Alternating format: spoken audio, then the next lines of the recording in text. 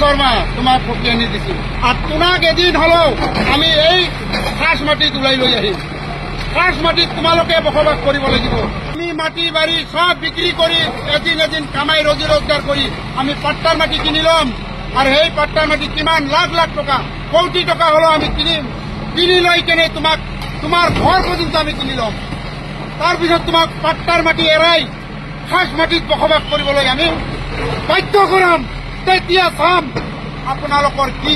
আজি হয়তো মই মৰি যাম, মোৰ ল'ৰা ছোৱালীয়ে মোৰ নাতিপুতিয়ে হলেও তোমাক খাস মাটিত ব্যৱহাৰ কৰিব দিব।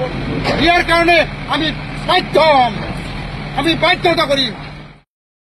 সেই মানুহজনৰ যিটো কথা দেখিছে সেই কথাখিনি হিমন্ত বিশ্ব শৰ্মাক উদ্দেশ্য কৰি কোৱা নাই, কাৰণ নাতিপুতিৰ কথা কৈছে। মইতো জীয়াই নাথাকোঁ তেতিয়ালৈকে। মোৰ নামটো সন্মুখত ৰাখি তেওঁ অসমীয়া জাতি সত্তালৈ প্ৰত্যাহ্বান দিছে। তাত দুই তিনিটা কথা কৈছে যি অসমীয়াই চিন্তা কৰিব লাগে। তেওঁলোকে কৈছে যে আমি কাম কৰিম, আমি ইনকাম কৰিম, কৰি আমি পট্টাৰ মাটি কিনি ল'ম। তাৰমানে অসমীয়া মানুহক তেওঁলোকে চেলেঞ্জ দিছে যে তহঁতক অৰ্থনৈতিকভাৱেও আমি পিছ পেলাম। গতিকে মই ভাবোঁ এই কথাটো অকল সেই মানুহজনৰ কথা নহয়, মই বহুত তেওঁলোকৰ মানুহ জানো। তেওঁলোকে ভাবে যে ২০ বছৰ পিছত লাহে লাহে অসমীয়া জাতিক তেওঁলোকে তল পেলাব পাৰিব, শিক্ষা দীক্ষা সংস্কৃতি সকলো দিশতে। এই ভিডিঅ'টো হিমন্ত বিশ্ব শৰ্মাৰ বিৰুদ্ধে বুলি ল'ব নালাগে, এইটোৱে সব আচল কথা। মই যে মানুহজন সদায় অলপ টেনশ্যনত থাকোঁ, কিবা নহয় কিবা এটা কৰিয়ে থাকোঁ, কাৰণ এই কথাবিলাক মই জানো। তেওঁলোকৰ টেলিফোনত, তেওঁলোকৰ আলাপ আলোচনাত এই কথাবিলাকেই সদায় হৈ থাকে যে সংখ্যা, তেওঁলোকৰ সংখ্যা বাঢ়িছে, সংখ্যা দি মাৰিম, আমি ইনকাম কৰিম, অৰ্থনীতি হাতত ল'ম।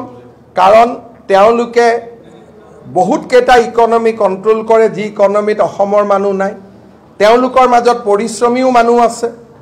তেওঁলোকে ভাবে যে ২০ বছৰ পিছত আমি অসমক, আমাৰ অসমীয়াক আমি আমাৰ পদোন্নত কৰিব পাৰিম। আৰু তেনেকুৱা হৈছে। ধুবুৰীত আজি আমাৰ মানুহ মাইনৰিটি, আমাৰ মানুহ ভয়ত থাকে। গোৱালপাৰা টাউনত আমাৰ মানুহ ভয়ত থাকে। সাউথ চালমাৰাত আমাৰ কোনো মানুহ নাই। গতিকে বহুত কেইখন জিলা তেওঁলোকে ইতিমধ্যে দখল কৰিছে। গতিকে সেই মানুহজনৰ বক্তব্যটো প্ৰতিজন অসমীয়াই ৰন্ধে ৰন্ধে অনুভৱ কৰিব লাগে। আৰু সেই দিনটো যাতে নাহে তাৰ বাবে অসমীয়াই নিজৰ সামৰ্থ্য আৰু শক্তিৰে আমি তাক প্ৰতিহত কৰিব লাগে। হিমন্ত বিশ্ব শৰ্মা তোমাক ফকিয়ে আনি দিছিল আর তোমাক এদিন হলেও আমি এই খাস মাটিত ওলাই লৈ আহিম। খাস মাটিত তোমালোকে বসবাস কৰিব লাগিব। আমি মাটি বাৰী সব বিক্ৰী কৰি এদিন কামাই ৰজি ৰোজগাৰ কৰি আমি পাট্টাৰ মাটি কিনি লম। আৰ সেই পাট্টাৰ মাটি কিমান লাখ লাখ টকা কোটি টকা হলেও আমি কিনিম। কিনি লৈ কেনে তোমাক তোমার ঘর পর্যন্ত আমি কিনি লম। তাৰপিছত তোমাক পাট্টাৰ মাটি এৰাই খাস মাটিত বসবাস কৰিবলৈ আমি বাধ্য কৰাম। তেতিয়া চাম আপোনালোকৰ কি। আজি হয়তো মই মৰি যাম, মোৰ ল'ৰা ছোৱালীয়ে মোৰ নাতিপুতিয়ে হলেও তোমাক খাস মাটিত ব্যৱহাৰ কৰিব দিব। ইয়াৰ কাৰণে আমি বাধ্য হ'ম, আমি বাধ্যতা কৰিম।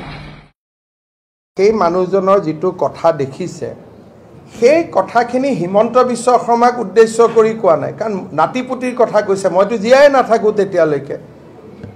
মোৰ নামটো সন্মুখত ৰাখি তেওঁ অসমীয়া জাতি সত্তালৈ প্ৰত্যাহ্বান দিছে। তাত দুই তিনিটা কথা কৈছে যি অসমীয়াই চিন্তা কৰিব লাগে। তেওঁলোকে কৈছে যে আমি কাম কৰিম, আমি ইনকাম কৰিম, কৰি আমি পট্টাৰ মাটি কিনি ল'ম। তাৰমানে অসমীয়া মানুহক তেওঁলোকে চেলেঞ্জ দিছে যে তহঁতক অৰ্থনৈতিকভাৱেও আমি পিছ পেলাম। গতিকে মই ভাবোঁ এই কথাটো অকল সেই মানুহজনৰ কথা নহয়, মই বহুত তেওঁলোকৰ মানুহ জানো। তেওঁলোকে ভাবে যে ২০ বছৰ পিছত লাহে লাহে অসমীয়া জাতিক তেওঁলোকে তল পেলাব পাৰিব, শিক্ষা দীক্ষা সংস্কৃতি সকলো দিশতে। এই ভিডিঅ'টো হিমন্ত বিশ্ব শৰ্মাৰ বিৰুদ্ধে বুলি ল'ব নালাগে, এইটোৱে সব আচল কথা।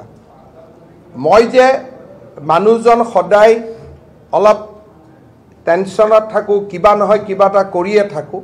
কাৰণ এই কথাবিলাক মই জানো, তেওঁলোকৰ টেলিফোনত, তেওঁলোকৰ আলাপ আলোচনাত এই কথাবিলাকেই সদায় হৈ থাকে যে সংখ্যা, তেওঁলোকৰ সংখ্যা বাঢ়িছে, সংখ্যা দি মাৰিম, আমি ইনকাম কৰিম, অৰ্থনীতি হাতত ল'ম। কাৰণ তেওঁলোকে বহুতকেইটা ইকনমি কণ্ট্ৰল কৰে, যি ইকনমিত অসমৰ মানুহ নাই। তেওঁলোকৰ মাজত পৰিশ্ৰমীও মানুহ আছে। তেওঁলোকে ভাবে যে 20 বছৰ পিছত আমি অসমক, আমাৰ অসমীয়াক আমি আমাৰ পদোন্নত কৰিব পাৰিম। আৰু তেনেকুৱা হৈছে। ধুবুৰীত আজি আমাৰ মানুহ মাইনৰিটি, আমাৰ মানুহ ভয়ত থাকে। গোৱালপাৰা টাউনত আমাৰ মানুহ ভয়ত থাকে। চাউথ চালমাৰাত আমাৰ কোনো মানুহ নাই। গতিকে বহুতকেইখন জিলা তেওঁলোকে ইতিমধ্যে দখল কৰিছে। গতিকে সেই মানুহজনৰ বক্তব্যটো প্ৰতিজন অসমীয়াই ৰন্ধে ৰন্ধে অনুভৱ কৰিব লাগে। আৰু সেই দিনটো যাতে নাহে তাৰ বাবে অসমীয়াই নিজৰ সামৰ্থ্য আৰু শক্তিৰে আমি তাক প্ৰতিহত কৰিব লাগে। নমস্কাৰ, আপোনালোক সকলোকে পুনৰবাৰ নতুন এটা ভিডিঅ'লৈ স্বাগতম জনাইছোঁ। এই ভিডিঅ'টো দেখাৰ পিছত আপোনাৰ কেনেকুৱা অনুভৱ হৈছে বা কি মন্তব্য কৰিবলৈ মন গৈছে কমেণ্ট বক্সত কমেণ্ট কৰি জনাব পাৰে। আৰু সেইদৰে অসমত এই ধৰণৰ কথাবোৰে অসমৰ ভৱিষ্যত আৰু অসমীয়াৰ ভৱিষ্যত কোনফালে লৈ গৈ আছে আপোনালোকে নিশ্চয় এতিয়াই অনুভৱ কৰিব পাৰিছে। সেই ধৰণৰ কিছুমান মানুহে অসম তথা ভাৰতবৰ্ষতেই নিজৰ দেশ, নিজৰ ৰাজ্য বুলি ভাবিও কিদৰে এছাম মানুহে, এছাম জাতিয়ে বুলি ক'ব লাগিব, কিদৰে অসমীয়া জাতিৰ ওপৰত এনেধৰণৰ মন্তব্য কৰাটো জানো উচিত হৈছে। অসমৰ ভৱিষ্যত আৰু অসমীয়াৰ ভৱিষ্যত কোনফালে গতি কৰিছে নিশ্চয় আপোনালোকে অনুমান কৰিব পাৰে। বৰ্তমানৰ অসম আৰু ভৱিষ্যতৰ অসম কিমান পাৰ্থক্য হ'ব আৰু কিদৰে অসমৰ খিলঞ্জীয়া আৰু অসমৰ অসমীয়া পৃথকে পৃথকে এতিয়া অনুমান কৰিবলৈ নিশ্চয় অসুবিধা হোৱা নাই চাগে। অসমৰ জনগাঁথনিৰ ওপৰত আৰু অসমীয়াৰ ওপৰত কিদৰে এনেধৰণৰ মন্তব্যবোৰে অসমীয়াৰ স্বাভিমানত কিদৰে আঘাত কৰে আৰু ভৱিষ্যতৰ অসমীয়া আৰু ভৱিষ্যতে কোন পথে অতিক্ৰম কৰি আছে আমাৰ অসমীয়াই আৰু আমাৰ অসমে। আমি এটা কথা ক'ব লাগিব, অসম ভাৰতবৰ্ষৰ এটা অবিচ্ছেদ্য অংগ। আৰু এই অসমৰ ভাৰতবৰ্ষৰ গোটেই জনগাঁথনিৰ ওপৰত নিৰ্ভৰ কৰি অসমৰ অসমীয়াই ভৱিষ্যতে কেনেধৰণে জীৱিকা নিৰ্বাহ কৰিব লাগিব বা ভৱিষ্যতে এনেধৰণৰ মন্তব্যবোৰে কোনফালে গতি কৰাই নিশ্চয় অনুভৱ নকৰা নহয়।